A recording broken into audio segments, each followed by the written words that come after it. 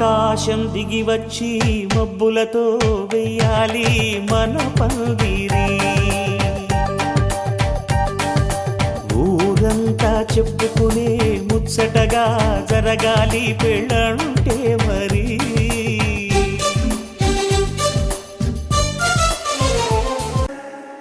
Hi.